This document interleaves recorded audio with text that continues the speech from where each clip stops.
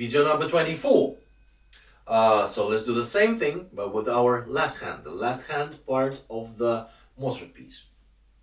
The notes are C2, E2, F2, E2, F2, C2, D, G, C4. 1, 2, 3, 4. 1, 2, 3, 4. 1, 2, 3, 4. 1, 2, 3, 4. 1, 2, 3, 4. 1, 2, 3, 4. 1, 2, 3, 4. 1, 2, 3, 4.